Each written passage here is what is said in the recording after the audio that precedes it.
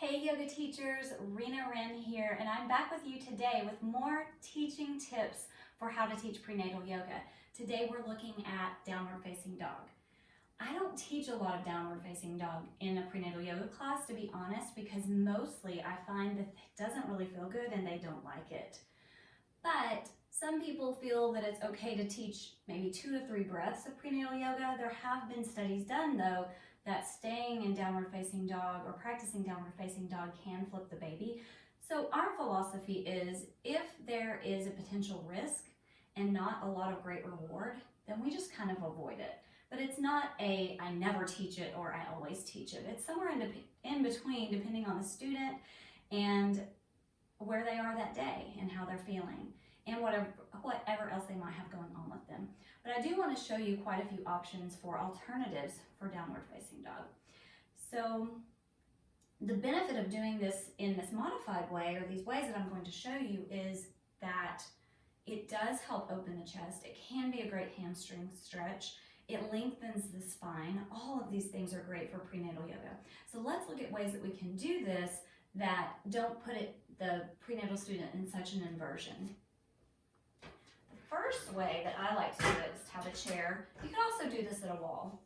And you'll just have them stand behind the back of the chair and start to walk the feet back, and then roughly so that the hips are over the heels, and then just reaching forward and getting that similar kind of stretch that you would here if you were doing downward facing dog the normal way. And you can see if I just were to flip this on its axis to where I was down in the regular way, that it's a very similar body position. We're just rotating it up a little bit to relieve pain. And you will from time to time hear my cat in the background. And then from here, I just have them look forward, bend into the knees a little, and start to step toward the chair. Flip the chair around, and a couple of different options, maybe a little deeper, maybe not, depending on the student. Here, you could just do hands on the lower part of the chair, walking the feet back, so you're getting that stretch, and you're getting a great stretch in the hamstrings as well. So slight bend in the knees, and the quadriceps are strengthening, the hamstrings are stretching.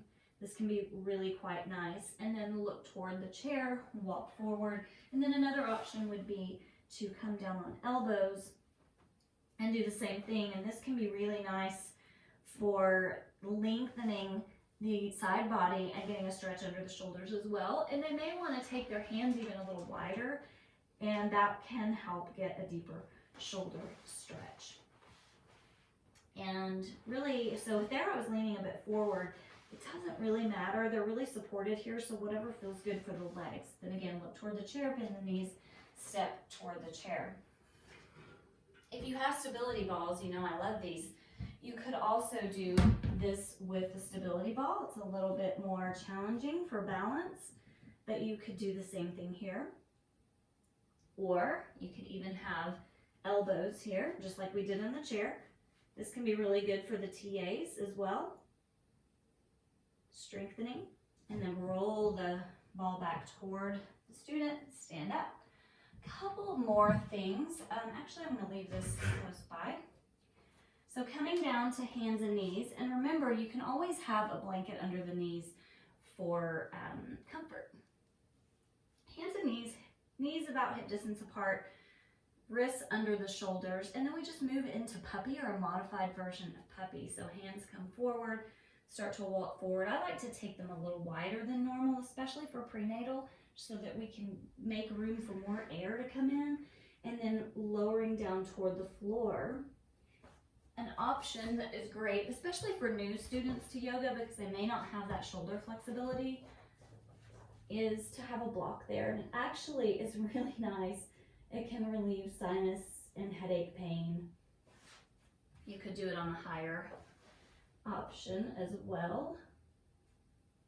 So that can feel really good. You have also the elbow option, and they can work down from there. It's kind of like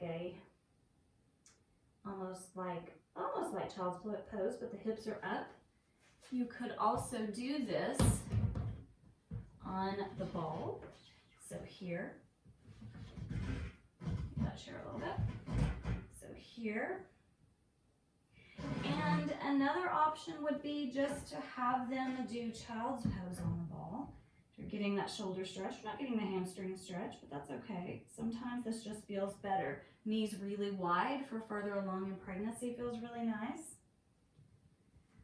So with these options, we can get the benefits of downward facing dog and not put babe at risk with staying in a semi-inversion for a long time. So I know there's a lot of thought around this, and I would love to hear from you. What do you think? What is your favorite way to do it? And more so, what do you find with your students? What do they like? I know my students kind of over down dog, especially as pregnancy progresses, because everything just is pushing up and they just feel like they're smothering. But I would love to hear from you. If you have any thoughts on this, pop them in the comments, and I'll see you soon.